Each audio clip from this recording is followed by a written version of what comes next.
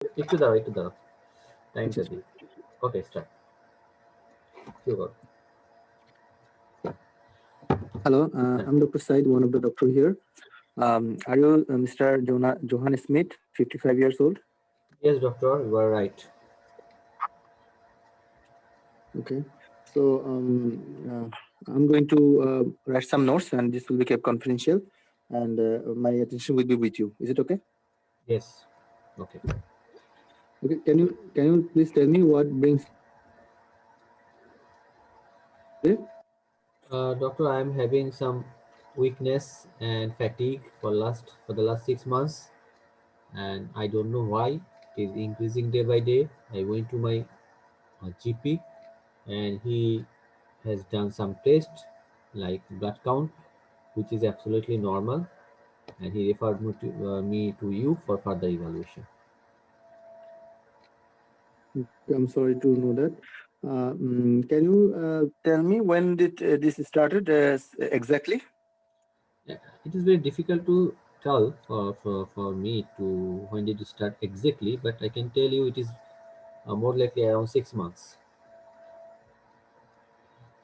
Okay. And this started suddenly or gradually? Gradually. Okay. So this is coming on and off, or it's keeping or bothering you all the time? All the time. Okay. So is it progressively increasing? I think so, doctor. Okay. So did you notice anything that worsened it?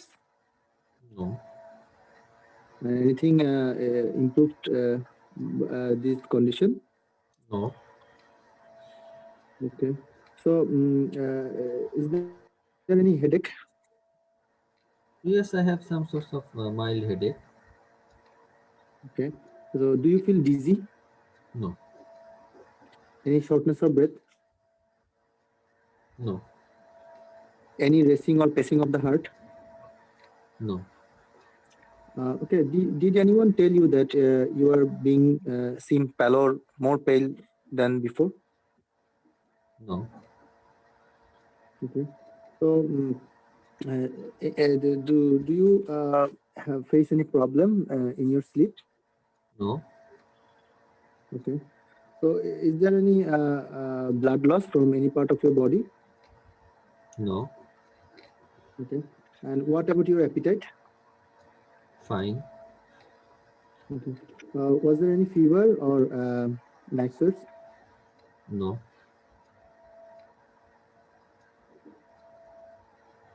Any fever? No. No fever. No night sweats. Okay. And what about your any mouth sore? No. Any heartburn or difficulty in swallowing? No. Any tummy pain or swelling? No. Do you feel throwing up? No. Okay. And what about your weight? Like, are you losing your weight or increasing your weight? Yes, I'm gaining some weight. Gaining some weight. Okay. So, do you think, what about your motion? Your motion is loose or is constipation? I have some constipation also. Okay. And like, this constipation started recently or it was from before? Yeah, it was from before. It was for last 1 to 2 years.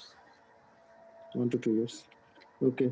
So, how many times your bowel moves? You open up your bowel?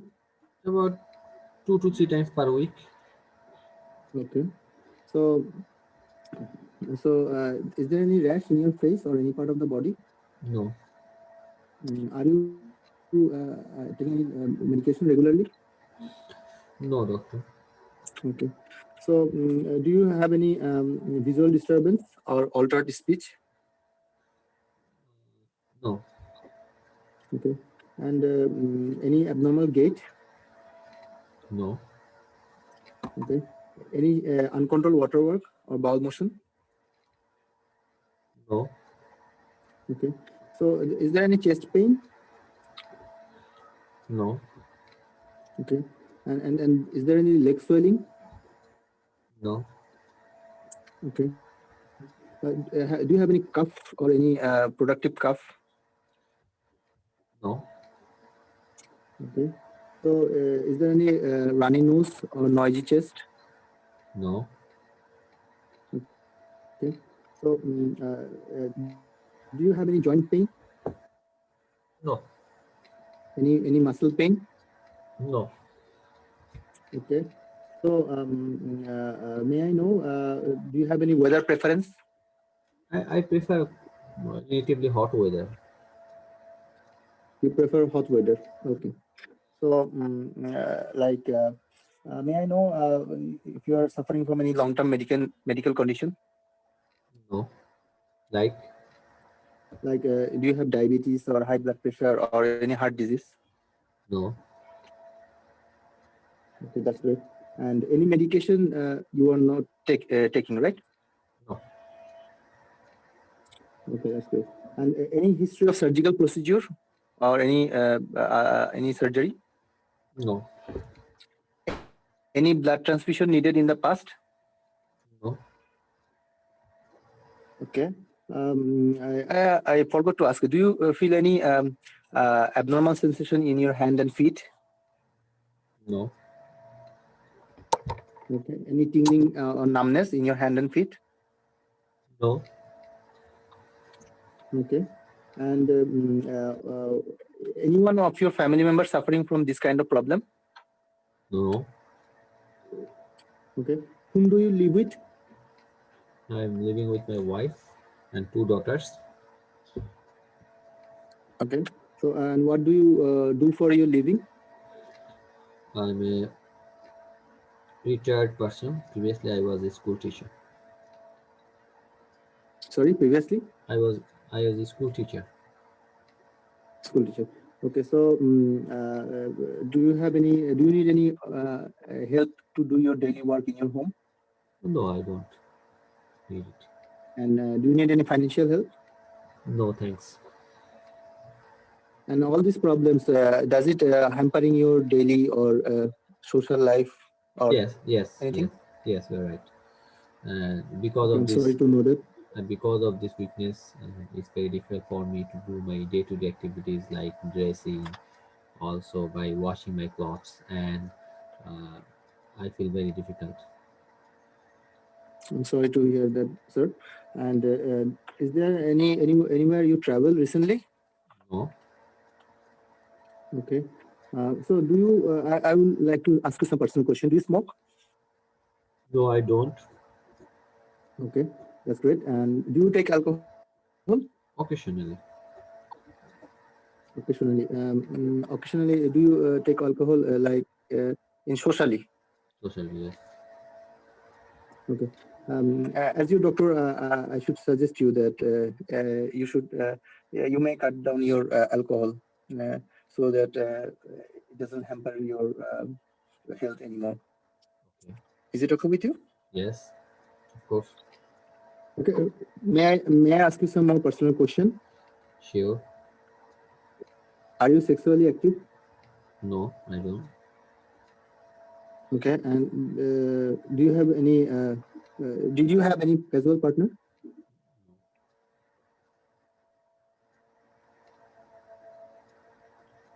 No, Did you have any casual partner? No, no. no. Okay. And may I know your hobby? Playing golf. Okay. That's great. And do you let me summarize your problem? You are facing this journalist weakness and fatigue for the last 6 months, and you are having this problem, and this for the last 6 months, and also you're gaining your weight, and there is some constipation, which is has been there for the last 1 year, and you prefer to have hot weather, and these are the things I could get from you. Do you want to add anything else? No, Okay. So I just wanted to ask, did you find any problem from standing from sitting position? No. Okay. Okay. So You have let two. me tell you. You have 2 minutes left. Okay. So you have a medical condition in which this is called possibilities. There is you are suffering from hypothyroidism. It's a medical condition in which our change in our hormones and due to decrease hormone of our main glands, that is the thyroid gland. There is some difficulty in your what are you facing right now. You have weakness, fatigue, and this constipation and weight gain. All these are happening. So, are you getting me? Yes. Okay. Do you have any concern right now? Yes. Is it curable, doctor? It is controllable, and we have to go through some. What we will do, I will I will run some tests and scans of your body if needed, and then I will form a multidisciplinary team, and including the hormone doctor, GP, specialist nurse, and this blood doctor if needed, and then we will provide the best medical care for you, and we will assess your hormones level, and we will give you if there is any deficiency, we will give you thyroid hormone replacement. Do you get me? Yes. So, do you have any more concern right now? No. Thank you. Okay. Okay, thank you. Time is up. So, I will be giving you. Okay, thank you. So, doctor, what is your diagnosis? Any differentials you have? My diagnosis: this patient is this middle-aged gentleman suffering from hypothyroidism. Any differentials? Yes, some other differentials such as is this obesity related? It may be due to his obesity related. Anything else?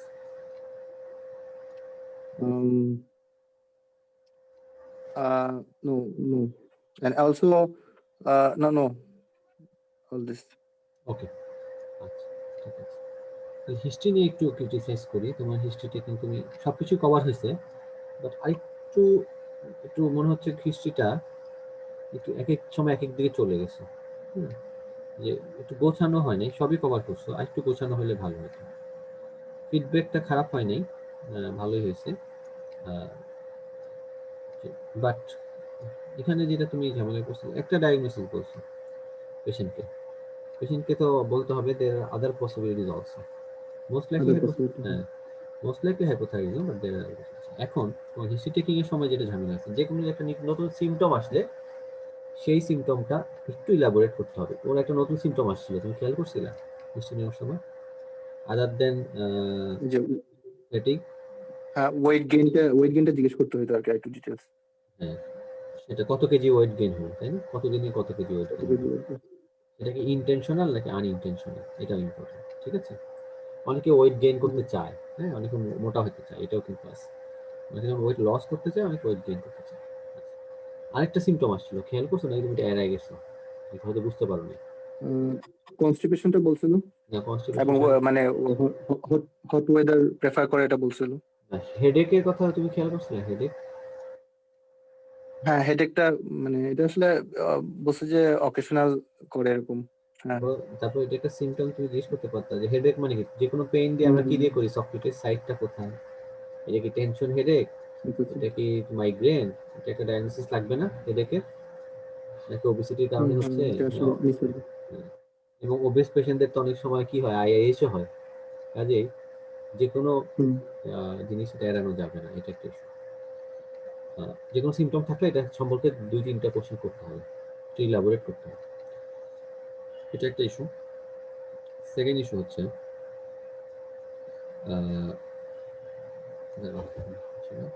Medicine surgery, এগুলো তুমি জিজ্ঞেস করছো।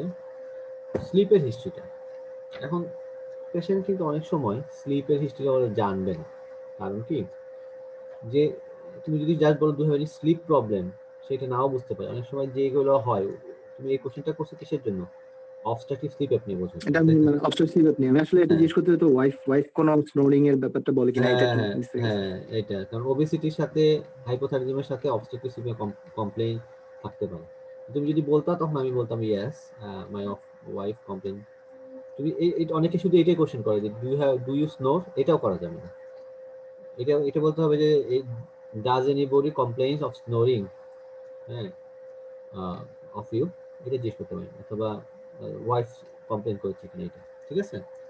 কাজেই তুমি snoring এর হিস্ট্রিটা এবং day time somnolence, হ্যাঁ, day time sleepy feeling, এটা একটু জিজ্ঞেস করতে পারতা, তাহলে তোমার ওএস এটা আসতো ওবেসিটির সাথে। অ্যাপার্টানেলটা বোঝার চেষ্টা করছো, এটা ঠিক আছে, গুড। আচ্ছা, আরেকটা ইস্যু আমি ছিল হিস্ট্রির মধ্যে, কনস্টিপেশন জিজ্ঞেস করছো। আচ্ছা,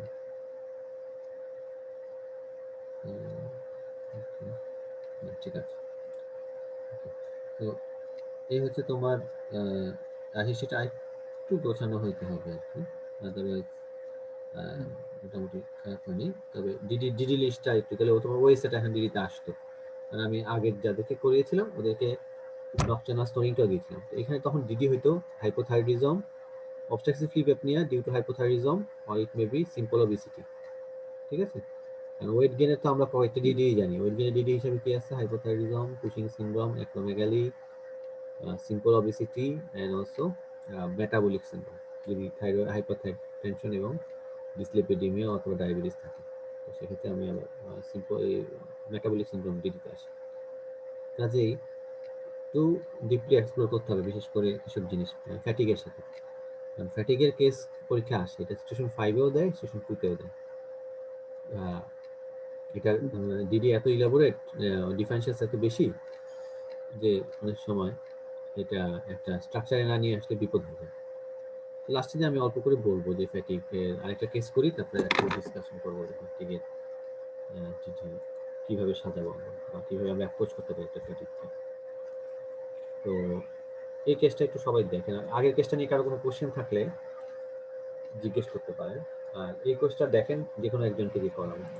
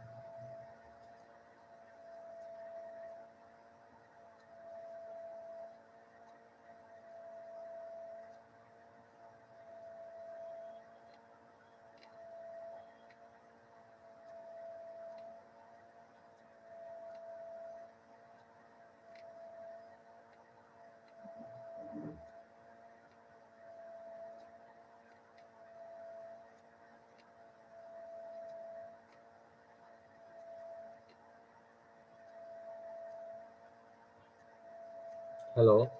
আচ্ছা, তাহলে আমরা আবার শুরু করি। কে আছে দেখি, কে করতে চায় এটা? যে আগে বলবো তাকে আগে করাবো। দীপশিতা আছে, দিন মোহাম্মদ, আর হচ্ছে নওরিন। কে করবেন আগে? আচ্ছা, দীপেশ দা করেন। দীপেশ দা কে আছেন?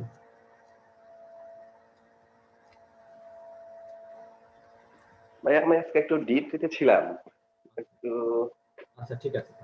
হ্যালো। ওকে, হ্যাঁ ঠিক আছে ভাই। আপনার কি আজকে সমস্যা? জি ভাইয়া একটু আচ্ছা, ঠিক আছে। তাহলে একটু সমস্যা আছে। তাহলে ডক্টর রাজন করতে পারেন।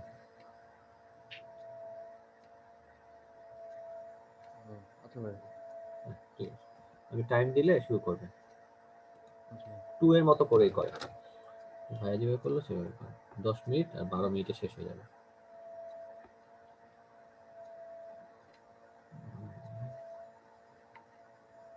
Start.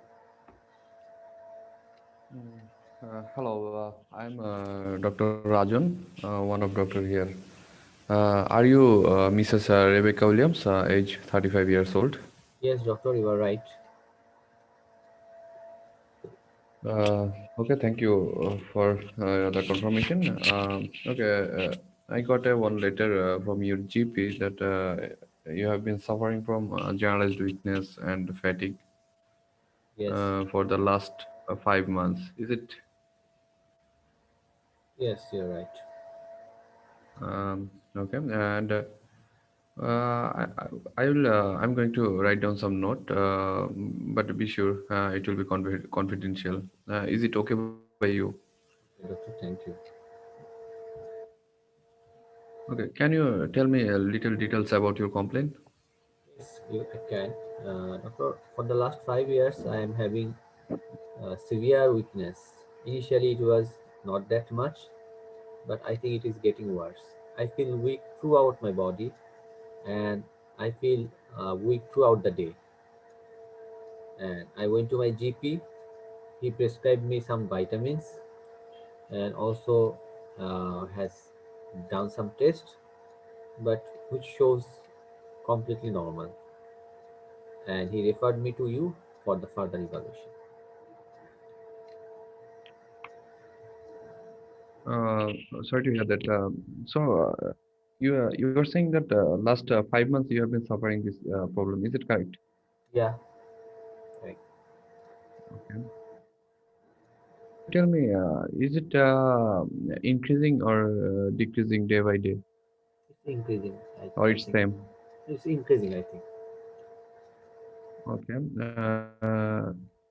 Does this complain on and off in nature or always with you? it's always, all the time. Okay. Is there any factors that improves your problem? No, Have you noticed anything? no,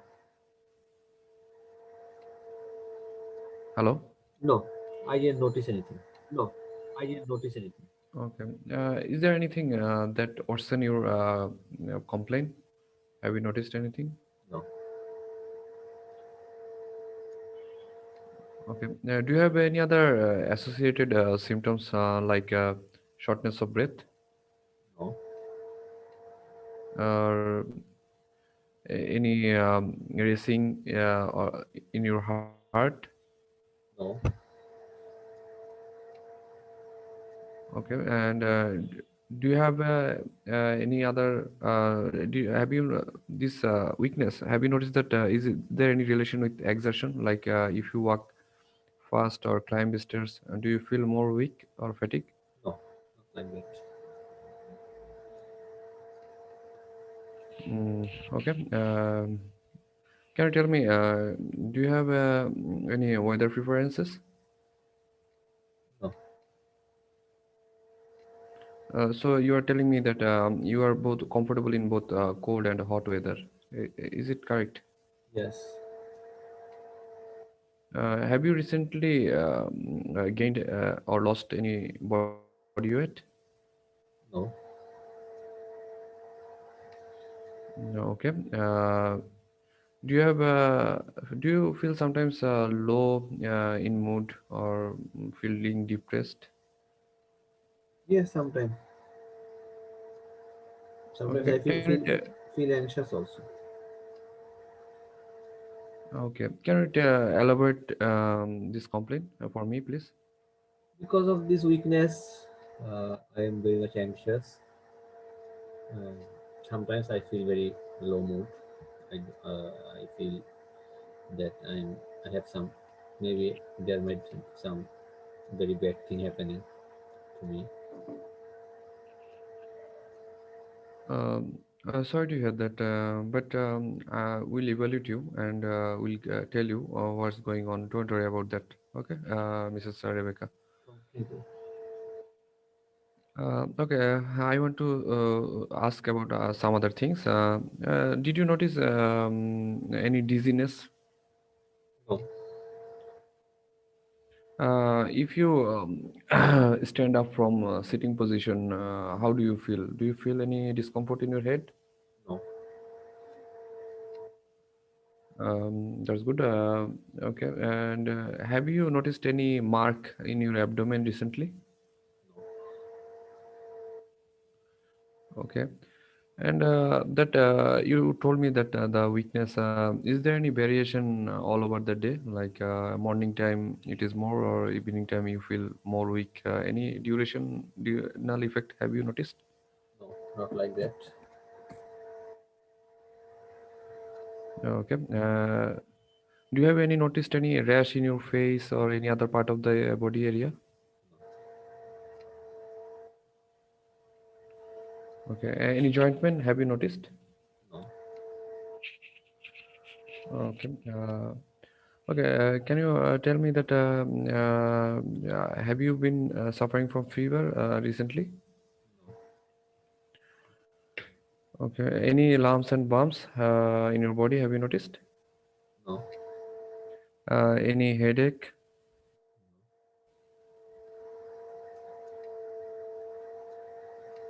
Hello. Any headache? no, Do you have any incident of loss of consciousness? no, Visual disturbance? no problem. No,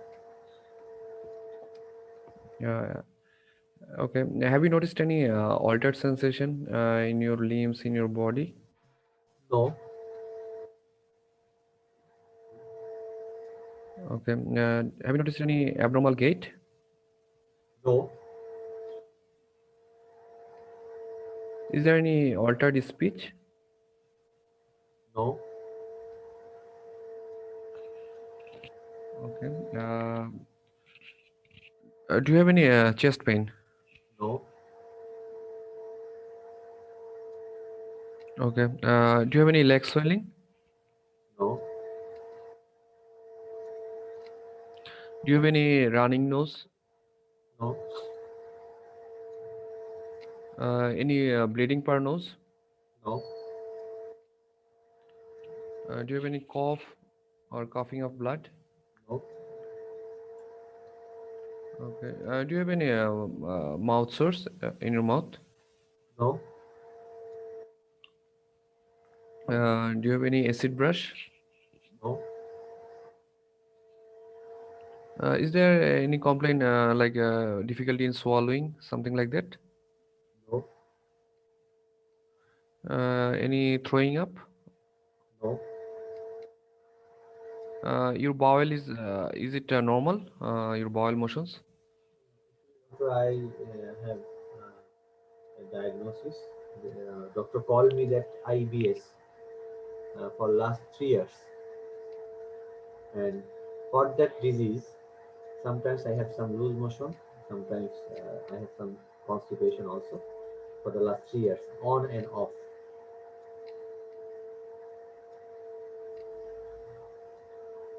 Sorry to hear that. So, like, doctor gave you any medication for for your condition? Yes, previously I took some medications like Meviverine, but nowadays I don't have such problem. of IBS. That's why I'm not taking this medication right now.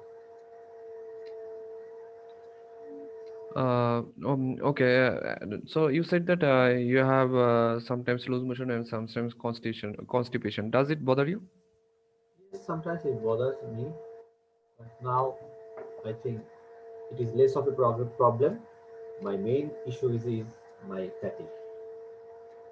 Okay, I get it. But for your well-being, I need to know all thorough details from you. So that's why I'm asking. Yeah. So if I ask a little bit more, is it okay, or you Sure, want to move on? sure, you can ask me. Yeah. Thank you. Okay. So during loose motion period, how many times you open up a day normally? 3 to 4 times. Okay. And in constipation period time, do you feel any tummy pain? Yes, sometimes. Okay. Okay. Thank you. Okay. Have you noticed any yellow discoloration of your eyeballs?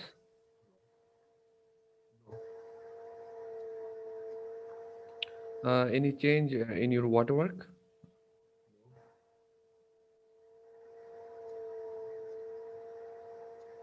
Hello. No, no change in whatever. Okay. Okay. Is there any bleeding from your any body orifices? No, Okay. Do you have any joint pain? no, Do you have any recent travel history? no. Okay, and I'm gonna ask you some personal question. Is it okay by you? Yes, sure. Mm, uh, uh, are you sexually active? Yes, Okay. Do you have sexual partner, casual sexual partner? no. Normal. How many partners do you have? One. Okay. So, are you married?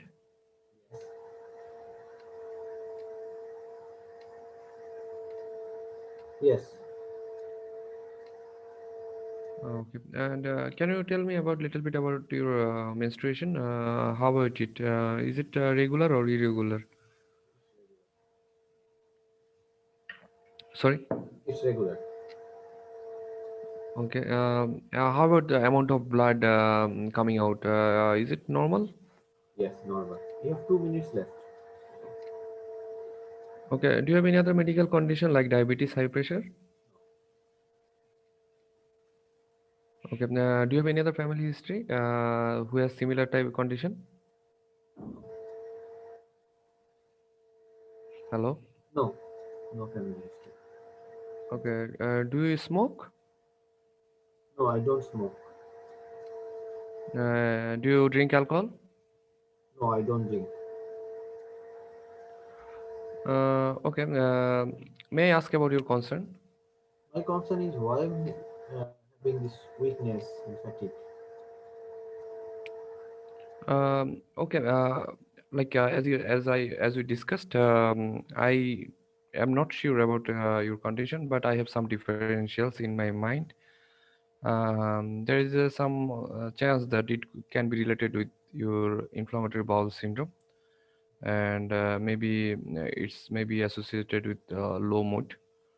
But for before that, I need to run some investigations and to confirm the diagnosis. So once diagnosis is confirmed, I will refer you to the multidisciplinary team or a specialist doctor. Do you have any other concern? Will it be something serious, doctor?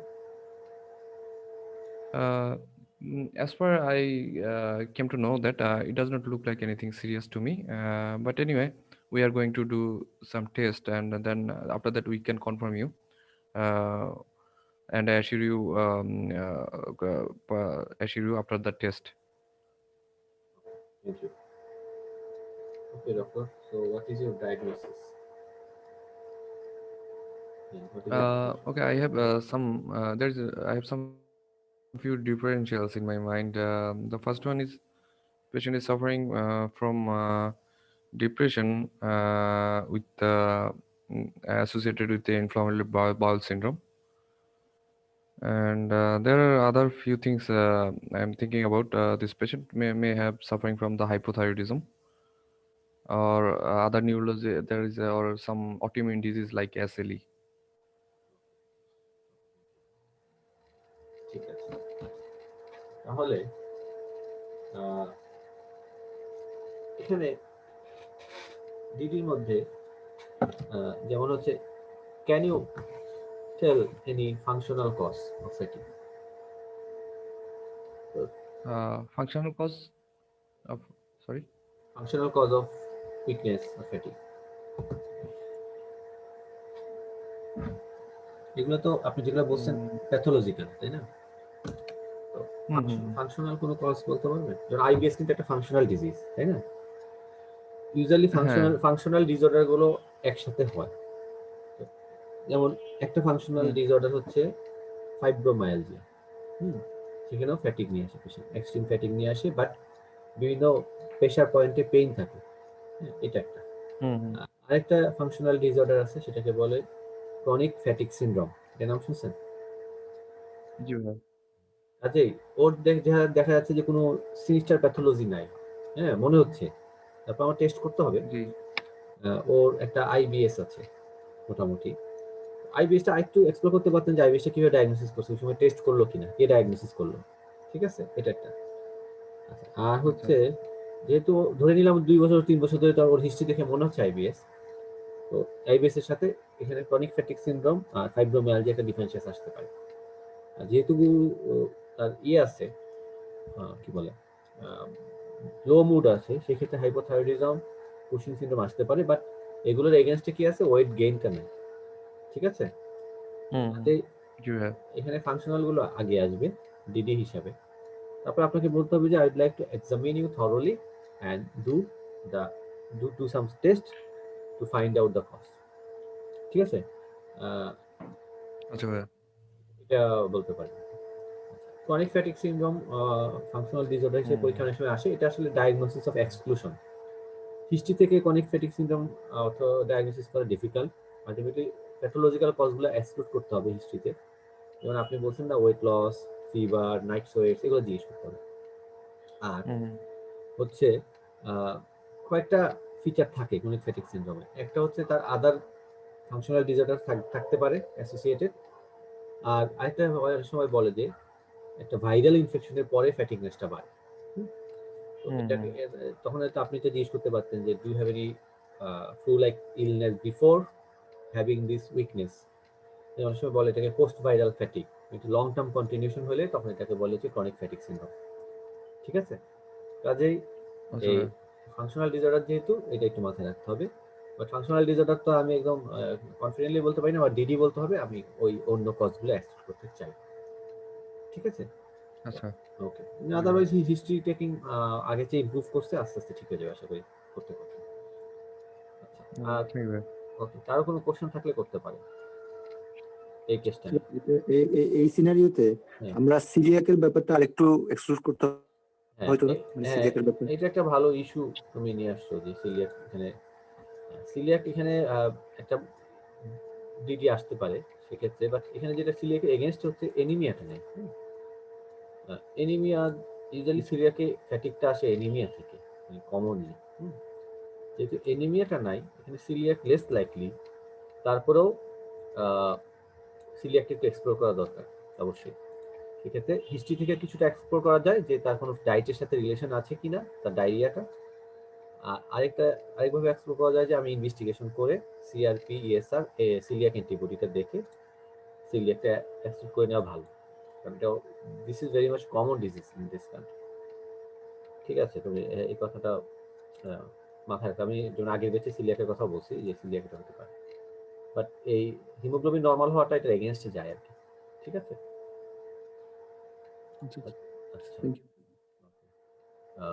Doctor Nowrin, আপনি শুধু বাকি আছেন আজকে। জি ভাই, আমি করতে পারবো না আজকে। আচ্ছা আচ্ছা, আমি তাহলে আজকে ফ্যাটিকের অ্যাপ্রোচটা একটু সবাইকে ইয়ে করি। আমি কিভাবে চিন্তা করি, যেমন ফ্যাটিক যদি নিয়ে আসে, ফ্যাটিক কিন্তু খুব কমনলি পরীক্ষায় আসে, স্পেশালি স্টেশন 5-এ। স্টেশন 5-এ যখন ফ্যাটিক আসবে, এটা যখন এত বেশি ডিফারেন্সিয়াস, তখন কিন্তু খুব একটা ভালো একটা অ্যালগোরিদম মাথায় রাখতে হবে যে একটা থেকে একটা আলাদা করার জন্য। টাইম কম, এই টাইমের মধ্যেই আমাকে ইয়ে করতে হবে। এটা করতে পারেন যে ফ্যাটিক প্রথমে সিমটম অ্যানালাইসিস, ফ্যাটিকটা কেমন, সেখানে একটা ডিডি এক্সক্লুড করে ফেলা যায়, সেটা হচ্ছে ডায়াগোনাল ভেরিয়েশন। যদি ডায়াগোনাল ভেরিয়েশন না থাকে, কি এক্সক্লুড হয়ে যাবে বলতে পারবেন? Do have any diagonal variation, any day-to-day variation of your weakness? যদি diagonal variation না থাকে, ডাইমেনশন থাকলে আমরা মাইসিনিয়াটা হ্যাঁ চিন্তা করবো। হ্যাঁ, মায়োসিন একটা ফ্যাটিকের কজ হতে পারে। ইউজুয়ালি যদি বলে যে নো ডায়াগোনাল ভেরিয়েশন, মায়োসিনিয়া এখানে বাদ হয়ে গেল এই জায়গায়। যদি বলে ইয়েস, তাহলে তখন মায়োসিনের দিকে যেতে হবে। ঠিক আছে, এটা একটা ইস্যু। আচ্ছা, এরপরে আমি আসবো, এরপরে কোশ্চেনটা তাহলে কি হওয়া উচিত? এরপরে কোশ্চেনটা হওয়া উচিত যে খুব উল্টাপাল্টা করে কোশ্চেন করলে পৌঁছানো যাবে, বাট লজিক্যাল ওয়েতে আগাইলে এরপরে কোশ্চেনটা হওয়া উচিত weight. Is there any change in your weight, weight loss অথবা ওয়েট গেইন, দুটোটাই ইম্পর্টেন্ট। আচ্ছা, অথবা সে যদি বলে নর্মাল ওয়েট, এখানে তিনটা সিনারিও হতে পারে। ওয়েট লস, এটা হচ্ছে ওয়েট গেইন, আর এটা হচ্ছে নর্মাল। এখন সে যদি বললো ওয়েট গেইন, ওয়েট গেইনের কজ কিন্তু খুব লিমিটেড, কয়েকটা কজ। তো এটা আমরা এন্ডোক্রাইনে পড়েছি, ওয়েট গেইনের এক হচ্ছে ইয়ে বলতে পারবা সাইদ, ওয়েট গেইনের কয়েকটা কজ বলো তো কমন।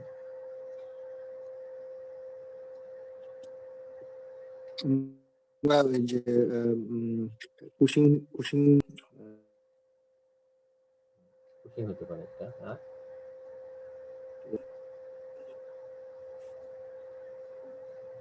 হ্যালো, হ্যালো হ্যাঁ, কুশিং ছাড়া আর কিছু, হাইপোথাইরয়েডিজম, হাইপোথাইরয়েডিজম, আর আর তারপর হলো যে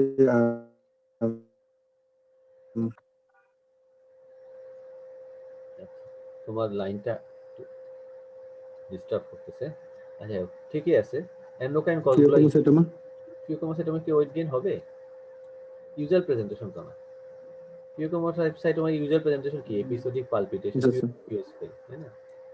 এখানে হাইপারটেনশন, হ্যাঁ, এখানে যেটা আসবে ওয়েট গেইনের কমন কজ, একটা হাইপোথাইরয়েডিজম, কুশিং সিনড্রোম, অ্যাক্রোমেগালি। হ্যাঁ, অ্যাক্রোমেগালি একটা ইম্পর্টেন্ট কজ ওয়েট গেইনের। তারপর হচ্ছে মেটাবলিক সিনড্রোম। মেটাবলিক সিনড্রোম কিভাবে বুঝবো? যে ওয়েট গেইনের সাথে আমার হাইপারটেনশন, ডায়াবেটিস, ডিসলিপিডিমিয়া থাকে, তখন মেটাবলিক সিনড্রোম। সিম্পল অবেসিটি কিভাবে বুঝবো? যে কোনো কিছুই নাই, সবকিছু নর্মাল, তাহলে এটা সিম্পল অবেসিটি। একটু রেয়ার কজ যদি চিন্তা করি, এন্ডোক্রাইন কজ, সেটা হচ্ছে ইনসুলিনোমা। ইনসুলিনোমার মধ্যে ওয়েট গেইন হয়। ইনসুলিনোমা কিভাবে বুঝবো? তার রিপিটেড হাইপোগ্লাইসিমিয়ার হিস্ট্রি থাকবে। অ্যাক্রোমেগালি কিভাবে বুঝবো? তার hand and feet excessively large হবে, সোয়েটিং হবে, হেডেক হবে। তাহলে এই কজগুলোর মধ্যে তখন আমাকে খুঁজতে হবে। আচ্ছা, আরেকটা হচ্ছে ওয়েট গেইনের সাথে, সিম্পল অবেসিটির সাথে, সবগুলো ওয়েট গেইনের সাথে আরেকটা ফ্যাটিক করে একটা ডিজিজ কি? ওএসএ। যখন ওয়েট গেইন বলবে, তখন আমার এই ডিডি গুলো এক্সপ্লোর করতে হবে। তখন আবার ওয়েট লসের ডিডি গুলোর সাথে সাথে বাদ হয়ে যাবে। কাজে ডায়াগোনাল ভেরিয়েশনের পরে ইম্পর্টেন্ট কোশ্চেন হচ্ছে ওয়েট গেইন। আর এগুলো তো জিজ্ঞেস করবেনই, ফ্যাটিক তো কখন শুরু হয়েছে, কতদিন, কিভাবে প্রোগ্রেশন কেমন হয়েছে, এগুলো তো জিজ্ঞেস করতেই হবে। এরপরে আমার এই ভাইটাল কোশ্চেন, এরপর যদি পেশেন্ট যদি বলে না আমার ওয়েট লস হয়েছে, ওয়েট লস, তখন আমাকে চিন্তা, তখন আমার এই হাইপোথাইরয়েডিজম, অ্যাক্রোমেগালি এগুলো সব বাদ হয়ে যাবে। তখন আমার মাথায় আসবে হচ্ছে প্রথম ওয়েট লস মানে কোনো খারাপ কিছু কিনা, এনি মেলিগনেন্সি। এক নম্বর, এন্ডোক্রাইনোপ্যাথির মধ্যে ওয়েট লস হয়, একটা হচ্ছে এডিসন ডিজিজ, ফ্যাটিক নিয়ে আসতে পারে। আর কি কারণে ওয়েট লস হতে পারে? থাইরোটক্সিকোসিস, সেটাও ফ্যাটিক নিয়ে আসতে পারে। ডায়াবেটিস মেলাইটাস, অনেক সময় নিউ অনসেট ডায়াবেটিস শুধুমাত্র ফ্যাটিক নিয়ে আসে।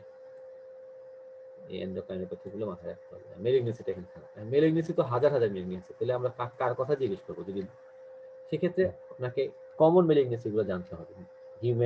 হিউম্যানের যেটা, মেলের ক্ষেত্রে কমন মেলিগনেন্সি হচ্ছে প্রোস্টেট, লাং এন্ড কোলন বা গাট মেলিগনেন্সি। ফিমেলের ক্ষেত্রে হচ্ছে breast, cervical, endometrial, lung, colon, এগুলো সম্পর্কে জিজ্ঞেস করতে হবে। তাহলে এখান থেকে আমি কি জিজ্ঞেস করবো? লাংয়ের জন্য দিব এনি কাফ আছে কিনা, গাটের জন্য any bloody diarrhoea, any constipation, সেটা চিন্তা করতে হবে, ওয়েট লস যদি থাকে। আর প্রোস্টেটের জন্য প্রোস্টেটের ফিচারগুলো, হেজিটেন্সি, আর্জেন্সি, ড্রিবলিং, এগুলো জিজ্ঞেস করতে হবে। ব্রেস্টের জন্য কোনো লাম্প আছে কিনা, বা যে কোনো, যেমন এখানে লিউকোমিয়া, লিম্ফোমা হতে পারে, যে lumps and bumps any parts of the body. এডিসনের জন্য কোশ্চেন কি? ওয়েট লস সাথে থাকবে, সাথে কি স্কিন চেঞ্জেস, ডিজিনেস, এগুলো আসবে এডিসন। থাইরোটক্সিকোসিসের জন্য পালপিটেশন, হিট ইনটলারেন্স, এগুলো আসবে। ডায়াবেটিসের জন্য পলিউরিয়া, পলিফিজিয়া আসবে। তাহলে ওয়েট লস হলে আমার তখন এদিকে চলে আসবে। ওয়েট লসও না, ওয়েট গেনও না, তাহলে আমার কি হতে পারে? একটা হচ্ছে এনিমিয়া। এনিমিয়া নিয়ে কি কোশ্চেন করবো? এটা যেমন সাইড করছিল যে do you think that you are getting paled day by day, তখন এই কোশ্চেনটা করতে পারেন যে ডু ইউ থিঙ্ক, অ্যানিমিয়া দেখার জন্য, do you think that you are getting paled day by day, এটা একটা। আর এটা ছাড়া কি হতে পারে? নর্মাল ওয়েট থেকে একটা হতে পারে ফাংশনাল ডিসঅর্ডারগুলো, একটা হচ্ছে chronic fatigue syndrome, common, fibromyalgia,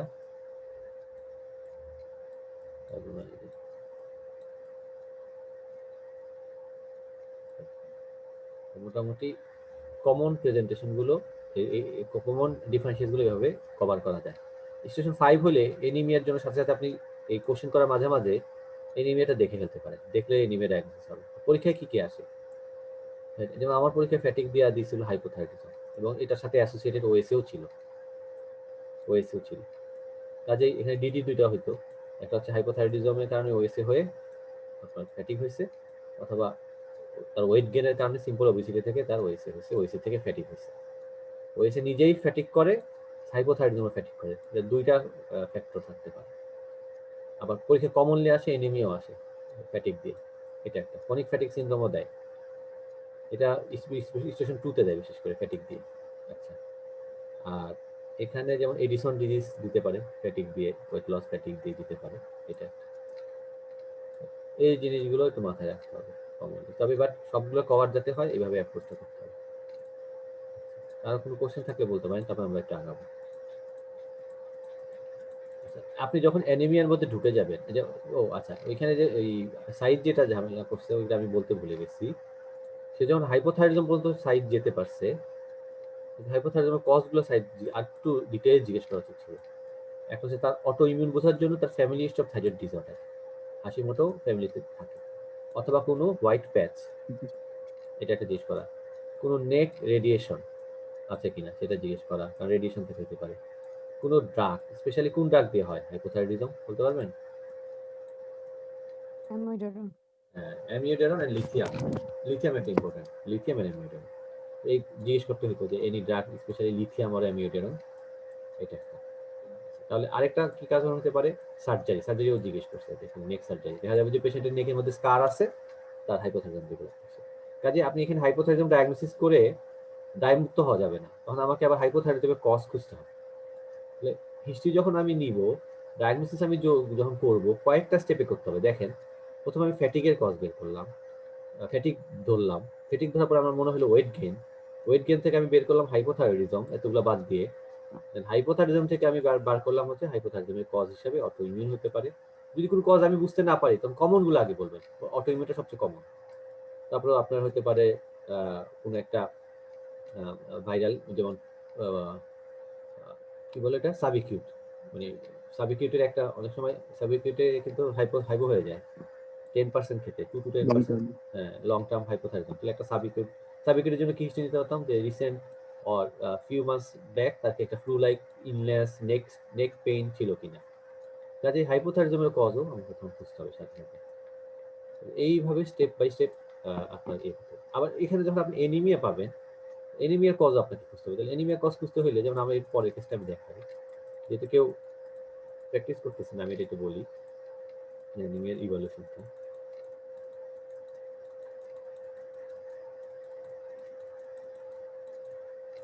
এই ফ্যাটিক, এটা কিন্তু পরীক্ষায় কমনলি আসে স্টেশন 5 এ ফ্যাটিক।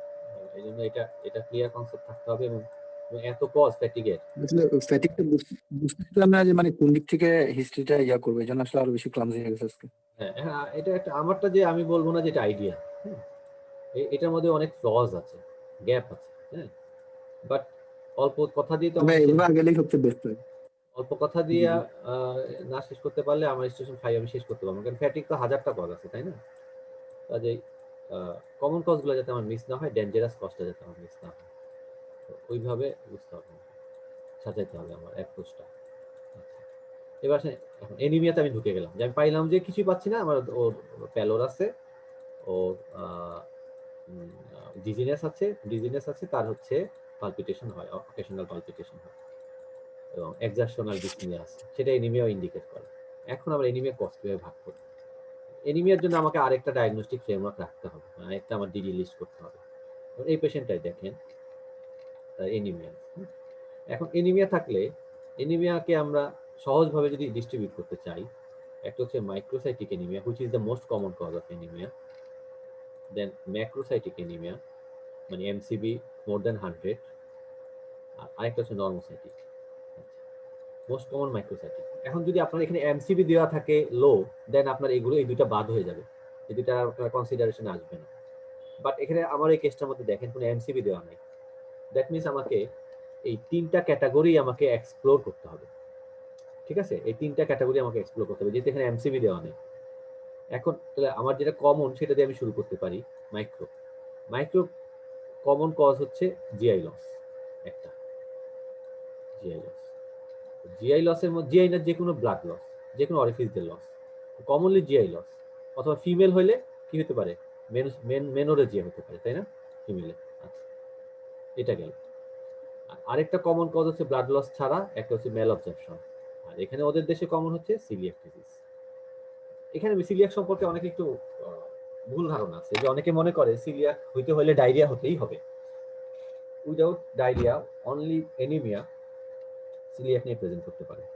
অনেকের ধারণা সিলিয়াক যদি হয় এটা ছোটবেলা থেকেই থাকবে, এটাও ভুল ধারণা। সিলিয়াক যে কোনো এজে প্রেজেন্ট করতে পারে, এবং এটা ওদের দেশে খুব কমন। কাজেই সিলিয়াক কনসিডার করতে হবে যদি মাইক্রোসাইটিক এনিমিয়া থাকে। হ্যাঁ, দেন আরেকটা হচ্ছে যেটা লেস কমন, সেটা আমরা সবার আগে চিন্তা করি, সেটা হচ্ছে ডায়েটারি ডিফিসিয়েন্সি। কারণ ওদের দেশে তো সবাই খায়, খাদ্য খায়, তারপর থাকতে পারে, বিশেষ করে গ্রোয়িং চাইল্ড বা প্রেগনেন্ট লেডিরও হতে পারে। তাহলে এটা ধরে নিলাম এটা লাস্টে আমরা চিন্তা করবো, ডায়েটারি ডিফিসিয়েন্সি। আমাদের দেশে আমরা যেমন মেডিসিনে পড়ছি, আমাদের 1 নম্বর কজ হচ্ছে হুক ওয়ার্ম ইনফেস্টেশন। আমরা যদি ইউকে পরীক্ষা দিব, আমাকে ইউকে লেভেলে চিন্তা করতে হবে। এখন জিআই কজের মধ্যে ভ্যারাইটি আছে। জিআই কজের মধ্যে মেইন ভ্যারাইটিটা কি, upper GI cause, lower GI cause, দুইটাই হতে পারে। জিআই কজ আমাকে যখন আমি মাইক্রোসাইটিক এনিমিয়া থাকবো, বয়সটা খুব ইম্পর্টেন্ট, বিশেষ করে সিনিস্টার সাইন সিমটমগুলো। 1 নম্বর হচ্ছে তার ওয়েট লস, আচ্ছা, তারপর হচ্ছে তার লাম্পস অ্যান্ড বাম্পস, হেমাটোমেসিস, মেলেনা, এই জিনিসগুলো ইম্পর্টেন্ট জিজ্ঞেস করা, জিআই কজ এবং সিস্টেমিক ফিচার্স। তারপর হচ্ছে মেনোরেজিয়া। মেনোরেজিয়া যদি পাইয়ে যাই আমি, তখন আমাকে মেনোরেজিয়ার cause as a part of আমার ইভালুয়েশন, মেনোরেজিয়ার কজ কয়েকটা বলতে পারবেন doctor Nowrin? Common cause of menorrhagia hypothyroidism. আরেকটা, আর দুইটা বলেন তো, আরেকটা আর দুইটা বলেন, একটা না দুইটা বলতে হবে। আচ্ছা, এটাই খেয়াল করেন, এটাই হচ্ছে মানে যে আপনি বুঝবেন যে ইউ আর ম্যাচিউর, যখন একটা সিমটম শুনে আপনি 2-3টা বা 4টা কমন ডিফারেন্সিয়াস মাথায় আপনার হিট করবে। যেমন আপনি এখানে শুধু হাইপোথাইজম আপনাকে হিট করছে, পরীক্ষার সময় যদি আপনি হাইপো নিয়েই পড়ে থাকেন, তখন কিন্তু অন্য কমন কজগুলো মিস হতে পারে। যেমন one of the most common cause হচ্ছে ফাইব্রয়েডস। হ্যাঁ, যদি এটা মেডিকেল কজ না, সার্জিক্যাল কজ, কিন্তু গাইনোকোলজিক্যাল, ফাইব্রয়েডস মাথায় রাখতে হবে। আর কি হতে পারে, আরেকটা কেউ বলতে পারবেন? মেনোরিজিয়া নিয়ে প্রেজেন্ট করতে পারে কমন। ডিসফাংশনাল ইউটেরাইন ব্লিডিং নিয়ে হতে পারে। ঠিক আছে, এটা একটু মানে বেশি গাইনি হয়ে গেল। ঠিক আছে, আর আর কি বলতে পারবেন কমনলি? মেডিসিনের কজ।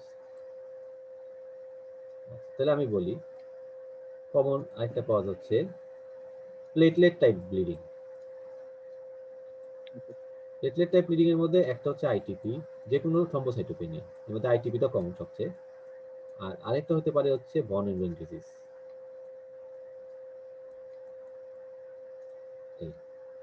তাছাড়া মেনোরেজিয়ার আরো কজ আছে, বাট এই জিনিসগুলো আপনাকে, তাহলে আপনি যদি স্টেশন 5-এ আসে, মেনোরেজিয়া হিস্ট্রি নিল, আপনি যদি হাইপোথাইজম হিস্ট্রি নিয়ে পার হতে পারবেন না, আপনার পেটে একটা হাত দিতে হবে, তার ফাইব্রয়েড আছে কিনা এটা দেখবে ওরা। আপনি শুধু হাইপোথাইরয়েডিজম কনসিডার করলে আপনার এটা ডিসক্রেডিট হবে। ফাইব্রয়েড আছে কিনা, তার কোনো ব্লিডিং ডিসঅর্ডার আছে কিনা জিজ্ঞেস করতে, তার কোনো আমি আইটিপি বা প্লেটলেট টাইপ ব্লিডিং এর আদার কি ফিচার থাকে। একটা হচ্ছে কি একাইমোসিস, ব্রুইজ, ঠিক না, মিউকোজাল ব্লিডিং, মিউকোকিউটেনিয়াস ব্লিডিং এগুলো থাকে। তখন আপনি বুঝবেন এটা থ্রম্বোসাইটোপেনিয়া রিলেটেড অথবা ভন হিউম্যান ডিজিজ থাকে। ভন হিউম্যান ডিজিজে আদার কি ফিচার থাকে, ভন হিউম্যান ডিজিজে অনেকগুলো টাইপ আছে, এর মধ্যে সবচেয়ে কমন হচ্ছে অটোজোমাল ডোমিনেন্ট, যেটা টাইপ এ, টাইপ 1, টাইপ 1 এই। তখন সেজন্য এই জন্য ফ্যামিলি হিস্ট্রিটা ইম্পর্টেন্ট।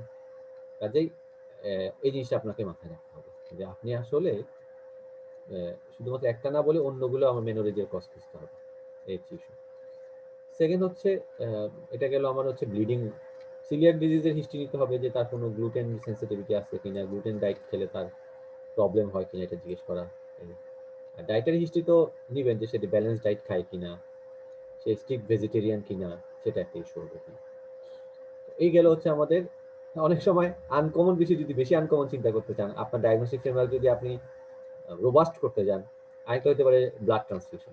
যে রেগুলার ব্লাড ট্রান্সফিউশন করে, দেখা যায় অনেকে আছে যে বেশি মানে ওভার এনথুসিয়াস্টিক আছে না, অনেকে যে বারবার ব্লাড ট্রান্সফিউশন দেন, সেক্ষেত্রেও কিন্তু অনেক সময় আপনার অ্যানিমিয়া, মাইক্রোসাইটিক অ্যানিমিয়া হতে পারে। তাহলে এইগুলো হচ্ছে আপনার মোটামুটি মাইক্রোসাইটিক অ্যানিমিয়ার পর। ম্যাক্রোসাইটিক অ্যানিমিয়া তাহলে আমাকে পরীক্ষার সময় এটার সাথে এমসিবি যদি বাড়ায় বেশি দিয়ে দেয়, তাহলে তো আপনার ম্যাক্রোসাইটিক অ্যানিমিয়া, তখন আপনার এই মাইক্রোসাইটিক বাদ হয়ে যাবে, তো ম্যাক্রো আসবে। বাট এই কেসটার মতো যদি শুধুমাত্র হিমোগ্লোবিন দিয়ে রাখে আর কিছু দেয় না, তখন তো আপনার তিনোটাই কভার করতে হবে, তখন খুব দ্রুত কোশ্চেন করে আসতে হবে। বাট মাথায় রাখবেন microcytic anaemia is the most common cause, কারণ এটার দিকে বেশি নজর দিবেন। ম্যাক্রোসাইটিক অ্যানিমিয়া যদিও বা interesting, but is not that much common. কিন্তু যদি ক্লু পাওয়া যায়, তাহলে ম্যাক্রোসাইটিক অ্যানিমিয়ার কমন কজ কি? দুইটা। ম্যাক্রোসাইটিক অ্যানিমিয়া যেমন আমরা যদি মনে করি দুই ধরনের হতে ম্যাক্রোসাইটিক, একটা হচ্ছে মেগালোব্লাস্টিক, একটা হচ্ছে নন মেগালোব্লাস্টিক। হ্যাঁ, নন মেগালোব্লাস্টিক যেমন অ্যালকোহলিজম, হাইপোথাইরয়েডিজম, হ্যাঁ, রেটিকুলোসাইটোসিস, এগুলোতে হয়, যেগুলোতে বোন ম্যারোতে মেগালোব্লাস্ট পাওয়া যায়। কমন হচ্ছে মেগালোব্লাস্টিক, পরীক্ষার জন্য ইন্টারেস্টিং হিসেবে। মেগালোব্লাস্টিকের দুইটা কজ, একটা হচ্ছে ফলেট ডিফিসিয়েন্সি, একটা ভিটামিন বি12। তাহলে এই দুইটা আমি কেমন বুঝবো? এই দুইটা আলাদা করতে হলে ফলেটের কিছু কমন কজ আছে ফলেট ডিফিসিয়েন্সি। যেমন এক নম্বর কজ হচ্ছে যেমন হচ্ছে প্রেগনেন্সি, তারপর হচ্ছে ফলেট ডিফিসিয়েন্সি একটা drugs, methotrexate, alcoholism, strict vegetarian, vegetarian তো বি12 ডিফিসিয়েন্সি। ফলেট ডিফিসিয়েন্সি হচ্ছে ড্রাগসের মধ্যে হচ্ছে সোডিয়াম ভ্যালপ্রয়েড, মেথোট্রেক্সেট। সিলিয়াক ডিজিজেও ফলেট ডিফিসিয়েন্সি হতে পারে, কাজেই এই সিলিয়াকেও কিন্তু ফলেট ডিফিসিয়েন্সি হতে পারে, ফলেট মেল অবজর্পশন হয়।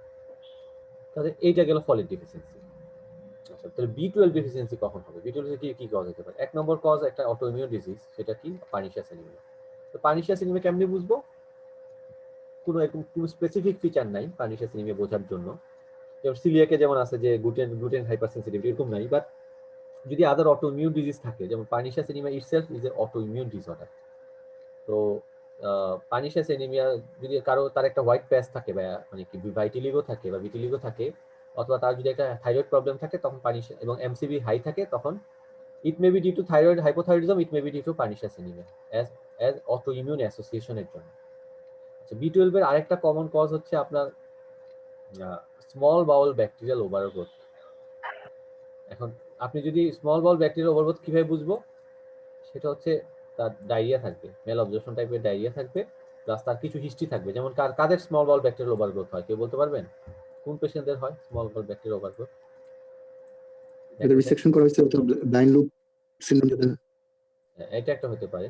আর সিস্টেমিক স্ক্লেরোসিস পেশেন্টের হ্যাঁ, হতে পারে। ভেরি গুড, সিস্টেমিক স্ক্লেরোসিস পেশেন্টের হতে পারে। আর ডায়াবেটিসের পেশেন্টের হতে পারে, যেটা ইমিউনো হাইপোগামাগ্লোবিনেমিয়া কারণ হতে পারে।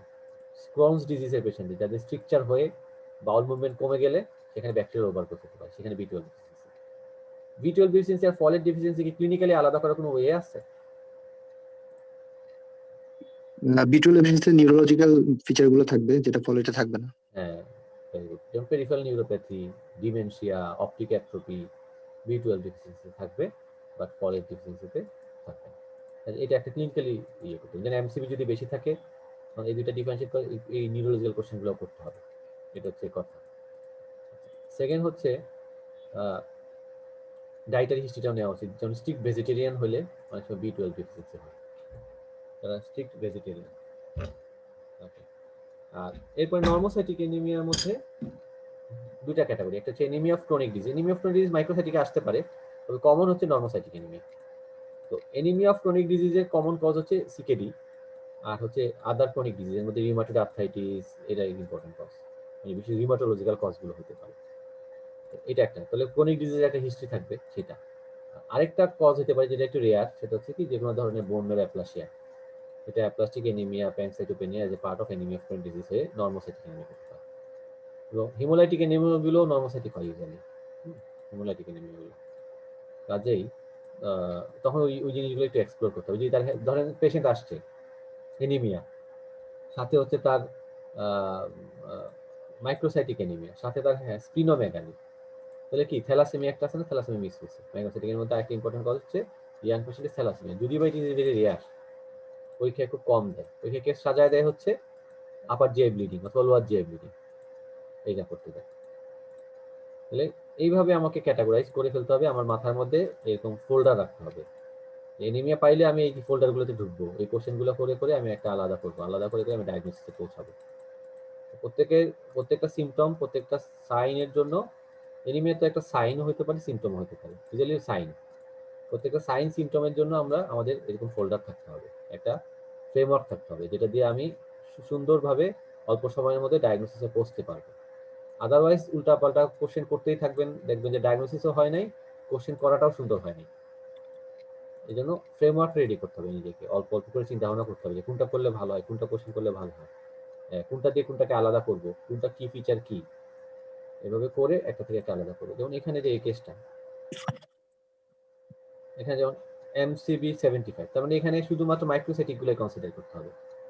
একটা হচ্ছে আয়রন ডেফিসিয়েন্সি এনিমিয়া, মানে যদি মাইক্রোসাইটিক এনিমিয়া যদি আমি ব্রড ক্যাটাগরি আমি করি, মাইক্রোসাইটিক এনিমিয়া যদি ব্রড ক্যাটাগরি করি, এখানে মেনলি 4টা আছে, এটা আমরা জানি। এটা হচ্ছে কি আইডিএ এর মধ্যে সবগুলো আসছে আমি যেগুলো আলোচনা করছি, মানে this is the most common cause of anaemia overall, across the board. Then second cause হচ্ছে এনিমিয়া অফ ক্রনিক ডিজিজ। এই দুটাকে আলাদা করা যায় কিভাবে বলেন তো? এনিমিয়া অফ ক্রনিক ডিজিজ থেকে আয়রন ডেফিসিয়েন্সি আলাদা করার উপায় কি?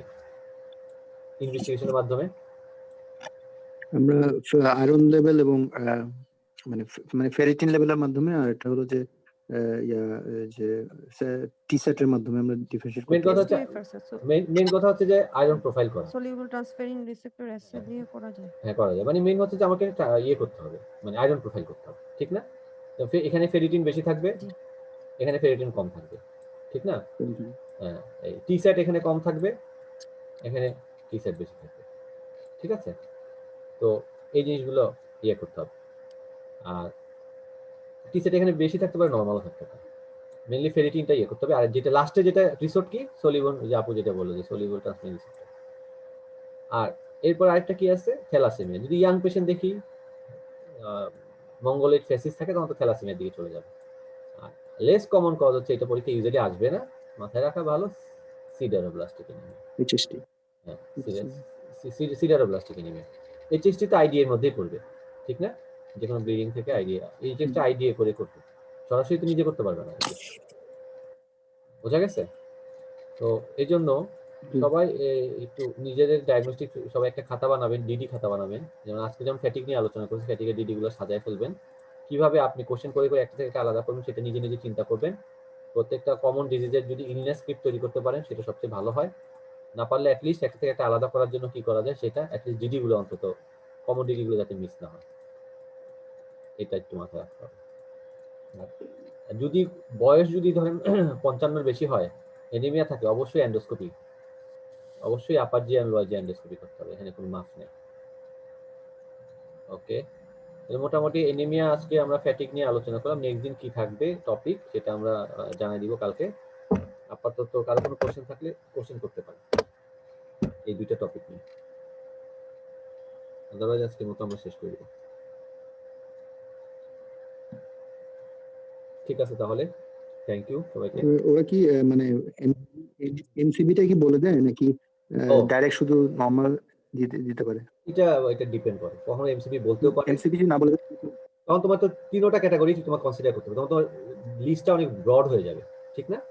আর এমসিবি যদি তোমার বাইরে থেকে 75 দেওয়া থাকে তখন তোমার নর্মোসাইটিক আর মাইক্রোসাইটিক তো বাদ বড় হয়ে হয়ে যাবে। যাচ্ছে। জি। কাজে তুমি এই জন্য এই আপনি তোমার সারাউন্ডিং যে সার্কামস্টেন্সেস ফিচারগুলো তোমাকে কনসিডার করতে হবে আসলে কি অবস্থা, ওটা দেখে তুমি বাইরে থেকে বসে বসে ডিডি ঠিক করবা, ভিতরে গিয়ে তুমি অ্যাপ্রোচ করবা। বোঝা গেছে? আচ্ছা, যেমন তুমি পাইলা আয়রন ডিফিসিয়েন্সি অ্যানিমিয়া, আইডিএ মনে হলো, এবং সেটা মনে হচ্ছে জিআই ব্লাড লসের কারণে। জিআই ব্লাড লস তো অনেক কারণ হতে পারে, আপার জিআই লোয়ার জিআই। আপার জিআই পিইউডি একটা কমন, গ্যাস্ট্রিক কার্সিনোমা হতে পারে, অথবা লোয়ার জিআই তো তোমার মুক্ত মানে যেমন সিএ কোলন হতে পারে। কাজে এই জিনিসগুলো এক্সপ্লোর করতে হবে তখন তোমাকে একটু ডিটেলসে গিয়ে যে কোন কারণে হচ্ছে, এই হচ্ছে কথা।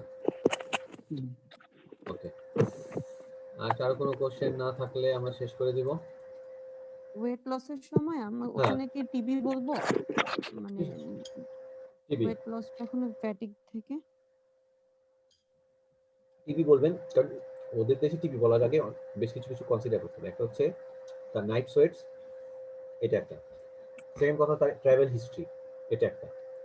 আর আদার দেন ট্রাভেল হিস্ট্রি ওদের দেশে কাদের টিবি বেশি হয়? একটা হচ্ছে এইচআইভি পেশেন্ট, আর একটা হচ্ছে হোমলেস যারা, তাদের হয়। জি কাজে ওই ক্রাইটেরিয়াগুলো যদি ফুলফিল হয় তখন আপনি টিবি বলবেন। জাস্ট ওয়েট লস আর ফ্যাটিক দিয়ে টিবি বলা এখানে ডিফিকাল্ট। যদি fever, low grade fever, travel history, HIV history, homeless না হয়, ওয়েট লসের সাথে যখন আপনার ফিভার, নাইট সোয়েট থাকবে তখন আপনি টিবি চিন্তা করবেন, অবশ্যই এইচআইভি চিন্তা করবেন, তখন ওইদিকে যাবেন। আদারওয়াইজ ফিভার ছাড়া ওদের দেশে টিবিটা একটু আনকমন আমাদের তুলনায়।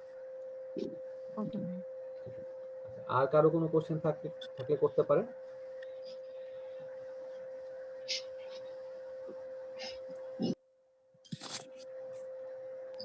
হ্যালো ভাইয়া। জি। আচ্ছা, এই যে ডিডি যে ফর্মুলেশন মানে বিশেষ করে অ্যানিমিয়া ফ্যাটিক এগুলো তো কাইন্ড অফ মানে ওপেন লাইক বহুত কিছু হতে পারে। তো হ্যাঁ। এই যে মানে এত ওয়াইড রেঞ্জের এই ডিডি গুলো ফর্মুলেশন করার জন্য আসলে মানে কিভাবে আসলে করা উচিত, মানে একটু আইডিয়া মানে একটা স্ট্রাকচারটা আচ্ছা, এগুলো কি মানে এইগুলোর জন্য যেটা মানে জাস্ট করলে সুবিধা হবে দিস বাই দিস। এইসবের ক্ষেত্রে এই জন্য কাজে দিবে যখন আপনি আগের হিস্ট্রিগুলো, আগে ওদের পেসেসের ইয়েগুলো দেখেন। যে গ্রেট গোল্ডেন গাইডটা আছে না, সেখানে কিন্তু যেন আপু যে ক্লাসগুলো নেয়, হ্যাঁ হ্যাঁ যে ফাতেমা আপু, উনি কিন্তু বলে যে এই এই কেসটা এইভাবে আসছে, ঠিক না? ওগুলা দেখে আপনি কিছুটা আইডিয়া করতে পারবেন। কিন্তু আগের কেস দেখেই পুরোপুরি বায়াস হওয়া যাবে না। আপনি ওইগুলো বেশি কনসিডার করবেন, বাট আপনার ডিডি লিস্টটা যাতে একটু ওয়াইড হয়। যেমন আজকে যেমন আমি যেভাবে বললাম ফ্যাটিকের অ্যাপ্রোচ, হ্যাঁ, যে একটা দুইটা কোশ্চেন করে করে আমি অনেক কিছু বাদ দিয়ে দিতে পারতেছি। যেমন আমি তার যদি ওয়েট গেইন না থাকে, তার ফুকুশিং কখনো আমি চিন্তা করব না এই এই স্টেজে। তার যদি ওয়েট গেইন না থাকে, আমি ইউজুয়ালি আমি ওয়েট গেইনের সাথে যদি ফ্যাটিক বা ওয়েট গেইন না থাকে, সেক্ষেত্রে আমি ওবেসিটি চিন্তা করব না। হ্যাঁ, ইউজুয়ালি ওএসএ হবে না ওয়েট গেইন না থাকলে। বোঝা গেছে? মানে আপনি দ্রুত ওগুলো বাদ দিতে পারবেন। যদি ওয়েট লস থাকে তখন আপনি আবার ওয়েট লসের দিকে চলে যাবেন, মেলিগনেন্সি এরকম। আপনাকে যেটা করতে হবে বললাম না, যে আপনার নিজের একটা ফ্রেমওয়ার্ক তৈরি করতে হবে এবং আপনার অ্যাপ্রোচ তৈরি করতে হবে নিজে নিজে। আদারওয়াইজ পরীক্ষা হলে গিয়ে কনফিউজ হয়ে যাবেন। এবং এটা ডেভেলপ করতে হলে আপনি নিজে একটা তৈরি করবেন, দেন আপনি আগের এক্সাম এক্সপিরিয়েন্স গুলো দেখবেন ওরা আসলে কি চায়, পেসেসে আসলে ওরা কি কি কোশ্চেন। তবে এটা দিয়ে খেয়াল করবেন যে ওরা সবসময় কমন জিনিসগুলো দেয়, আনকমন জিনিস খুব কম দেয়। রেয়ার জিনিস একটু কম দেয়, কমন গুলো এরা দেওয়ার চেষ্টা করে ওদের দেশে যেগুলো কমন। কাজে এইটা ডেভেলপ করতে সময় লাগবে, যে একদিনে হবে না, বাট আপনি লেগে থাকলে আস্তে আস্তে সময় ঠিক হয়ে যাবে। তবে এটা লেগে থাকতে হবে যে আমি ফ্যাটিকে ডিডি গুলো সাজাবো, যেমন ডিডি খাতা বানান সবাই, এবং যখন দেখবেন মানে যেমন আমি যেমন ফ্যাটিক যেটা বা ধরেন অ্যানিমিয়া যেটা যেটাই হোক, আপনি এটা যদি আমরা ডিডি তৈরিও করি, মানে যেমন ধরেন বাট সিনারি ওয়াইজ এই ডিডি গুলা খুব দ্রুত চেঞ্জ হয়ে যাচ্ছে। যেমন ধরেন শুধু ফ্যাটিক বা এনিমিতে করলাম, ঠিক আছে, যেমন এই যে এখন আপনি এমসিবি দিলে একরকম, আবার যদি না দেন আরেক রকম, আবার হিমোগ্লোবিন পার্সেন্টেজ যদি নরমাল থাকে তখন আবার আরেক রকম। মানে তার মানে ফ্রেমওয়ার্কটা কিন্তু মানে খুব দ্রুত চেঞ্জ হয়ে যাচ্ছে। মানে ইভেন মেল হলে একরকম বা ওল্ড এজ পেশেন্ট হলে আরেক রকম সেটাই ফ্রেমওয়ার্ক হচ্ছে যে আপনার, একই সিরিজে। সেটাই আপনার ব্রেনটা খুব দ্রুত কাজ করতে হবে। আপনি বাইরে থেকে অনেক কিছু চিন্তা করেন, ভিতরে গিয়ে একটা সিম দিয়ে একটা কথা শুনে আপনি বাকিগুলো বাদ দিয়ে দিতে হবে। আপনার তখন ব্রেনটা অনেক শার্প কাজ করতে হবে খুব দ্রুত। ভিতরে গিয়ে আপনি একটা হিস্ট্রি পাইলেন যে ওয়েট লস বা ওয়েট গেইন, তখন আপনার এডিসন ডিজিজ বাদ, মেলিগনেন্সি বাদ, তখন মেলিগনেন্সির দিকে যাওয়া যাবে না, তখন আপনি হাইপোথাইরয়েডিজম, পুশিং এর দিকে চলে যাবেন। এই জন্য আপনার ওই ব্রেন খুব দ্রুত কাজ করতে হবে, আদারওয়াইজ আপনি কভার করতে পারবেন না। এই জন্য স্টেশন 5টা খুব ডিফিকাল্ট, পাস করাটা এই জন্য ডিফিকাল্ট হয়ে যায়। যে ভিতরে গিয়ে অনেকে পাজলড হয়ে যায়। তবে একটা জিনিস মাথায় রাখবেন, ওরা সবসময় কমন জিনিস খুঁজে। হ্যাঁ, যেমন আমার পরীক্ষার সময় একটা আসছে, খুব এটিপিক্যাল সিমটম আসছে, যেমন তার একটা লাম্পস অ্যান্ড বাম্পস গলার মধ্যে, বাইরে থেকে বলা আছে লাম্পস অ্যান্ড বাম্পস, এটা কি লাম্পস অ্যান্ড বাম্পস কি, এটা কি থাইরয়েড নাকি এটা লিম নোট, সেটা বুঝতে ভিতরে ঢুকে দেখি লিম নোট ভর্তি গলার মধ্যে। এখন তো বিপদ, লিম নোট তাহলে আমার ডায়াগনস্টিক ফ্রেমওয়ার্কে ঢুকে যেতে সাথে সাথে। তো ঢুকে যাওয়ার পরে এখন লিম নোডের কজ কি, তাহলে আপনি যে লিম্ফোডেনোপ্যাথি, জেনারেলাইজড লিম্ফোডেনোপ্যাথির কজগুলো খুঁজতে হবে। এর মধ্যে একটা হতে পারে infection, malignancy, inflammatory cause, drug cause, তারপর হচ্ছে সার্কোইডোসিস। এইভাবে আপনি খুঁজে খুঁজে আলটিমেটলি ওটা ডায়াগনোসিস ছিল কমন, ওদের 1 নম্বর ডায়াগনোসিস ছিল sarcoidosis, but we need to rule out lymphoma and leukaemia, যেহেতু ওল্ড পেশেন্ট, লিম্ফোমা বা লিউকোমিয়া এটা আমাকে লিম্ফ নোড বায়োপসি করে ট্রান্সফার করে দিতে হবে। হ্যাঁ, তাহলে আপনাকে কমন কজগুলো জানতে হবে, যেটা আমাদের হয়, যে এটা আমাদের একটা বায়াস হয় আমাদের ক্লিনিশিয়ানদের, এটাকে বলে হচ্ছে বেজ রেট নেগলেক্ট। হ্যাঁ, এটা এক ধরনের কগনিটিভ বায়াস। মানে আমরা মনে করি যে সব ডিজিজ সমান ফ্রিকোয়েন্সিতে হয়। যেমন আমরা যদি আয়রন ডিফিসিয়েন্সি এনিমিয়া এবং anaemia due to dietary deficiency common না, কোনটা কমন? Iron deficiency anaemia. কাজেই ওই বেজ আপনাকে এই জন্য যেটা পড়তে হয়, প্রত্যেকটা ডিজিজের এপিডেমিওলজিটা পড়ার সময় একটু খেয়াল করবে, এটা কাদের হয় এটা খেয়াল করবে, এটা কি মেয়েদের বেশি হয় নাকি এটা ছেলেদের বেশি হয়, এটা একটা কোশ্চেন। যখন আপনি এই একটা ডিজিজ সম্পর্কে পড়বেন, মাথায় এটা হিট করতে হবে। এটা হিট দেখবেন যে এটা কাদের বেশি হয়, এটা কি বয়স্কদের বেশি হয়, মিডল এজড হয় নাকি এটা বাচ্চাদের হয়।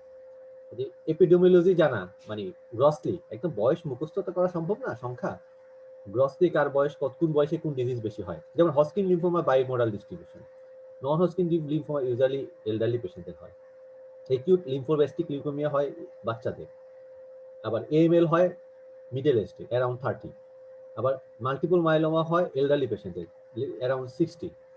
কাজেই আপনার এই প্রত্যেকটা ডিজিজের অ্যাপ্রক্সিমেট একটা এজ ডিস্ট্রিবিউশন জানতে হবে, এবং ওরা চায় যে কমন জিনিস, আপনাকে দুইটা জিনিস আপনাকে ওদের এখানে খুঁজতে হবে। একটা হচ্ছে C and D, common diagnosis and dangerous diagnosis. Dangerous diagnosis যদি রেয়ার হয় সেটা খুঁজতে হবে, কারণ হচ্ছে ওরা চায় যে একজন সেফ ডক্টর, আপনি যে ওদের এখানে রেজিস্ট্রেশন হিসেবে কাজ করবেন আপনি সেফ কিনা, সেটা হচ্ছে আপনি যেমন একটা পেশেন্ট লো ব্যাক পেন নিয়ে এসছে, লো ব্যাক পেনের সবচেয়ে কমন কজ কি? মাস্কুলোস্কেলিটাল, মেকানিক্যাল, ঠিক না? বাট আপনি যদি এটা sinister cause like spinal cord compression due to metastasis চিন্তা না করেন, তখন কিন্তু আপনাকে ওরা সেফ ডক্টর ভাববে না। আপনি যতই কমন কজগুলো বলেন না কেন, আপনি কিন্তু ওরা বলবে he is not a safe doctor. কাজেই আপনাকে ওই সেফ ডক্টরও হইতে হবে, আবার কমন ডিজিজগুলো সম্পর্কে জানতে হবে। এই জন্য যখন আপনি কোনো একটা ডিজিজ বা কোনো একটা সিমটম নিয়ে স্টাডি করবেন, কয়েকটা জিনিস, এই জন্য আমরা ইলনেস স্ক্রিপ্টের কথা বলছিলাম, যে ডিজিজের ইলনেস স্ক্রিপ্ট সাজাইতে হবে, যে ডিজিজ কাদের বেশি হয় এবং কমন সিমটম কি। আচ্ছা, আরেকটা জিনিস জানতে হবে যে কমন ডিজিজের রেয়ার সিমটম, যেমন হচ্ছে আমি যেটা বললাম যে সিলিয়াক ডিজিজটা খুব কমন ডিজিজ, সিলিয়াকে আমরা কমন সিমটম কি, যে diarrhoea with gluten sensitive food. But rare symptom কি সিলিয়াকে? শুধুমাত্র এনিমিয়া। রেয়ার প্রেজেন্টেশন কি? শুধুমাত্র এনিমিয়া নিয়েও প্রেজেন্ট করতে পারে। কাজেই পড়ার সময় অ্যাক্টিভলি এই জিনিসগুলো খুঁজতে হবে, যে একদম গদ বাঁধা মুখস্থ করে গেলে হবে না।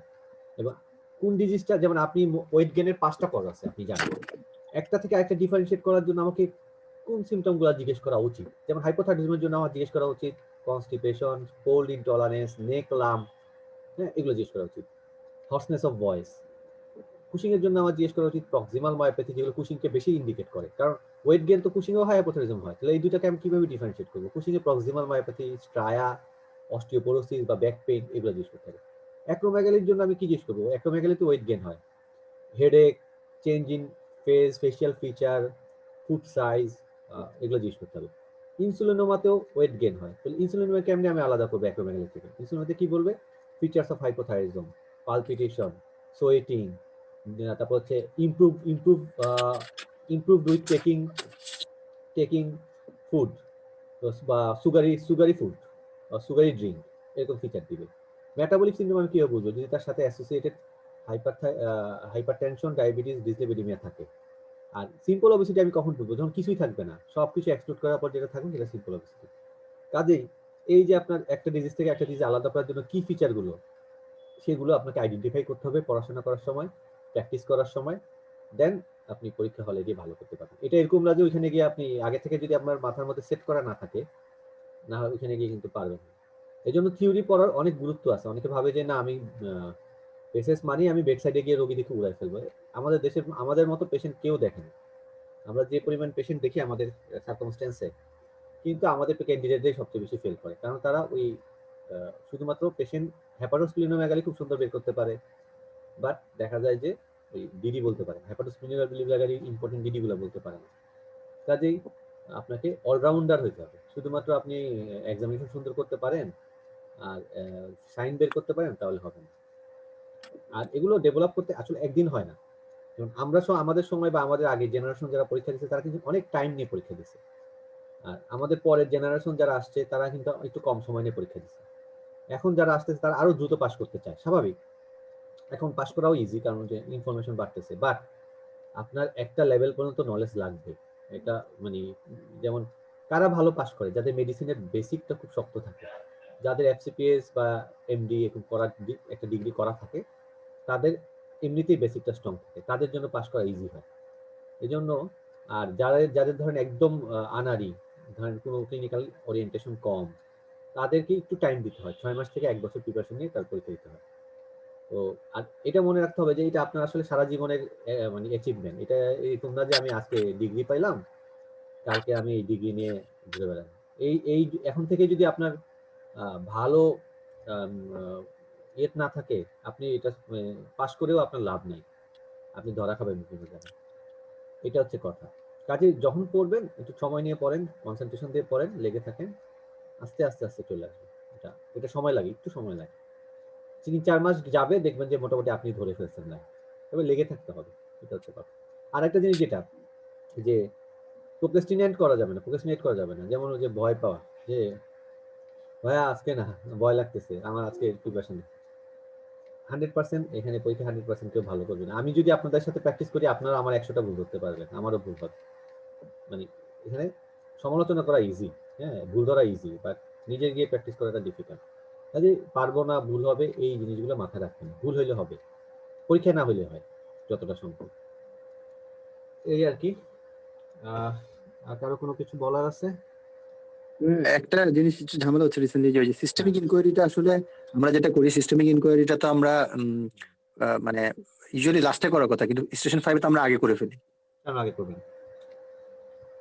ঠিক না? আগে মানে স্টেশন সিস্টেমেটিক ইনকোয়ারি আমরা কখন করি না? যখন আমি রাস্তাঘাট হারাই ফেলি, যখন আমি আচ্ছা কিছু আচ্ছা বুঝতে পারি না, তখন করতে হয়।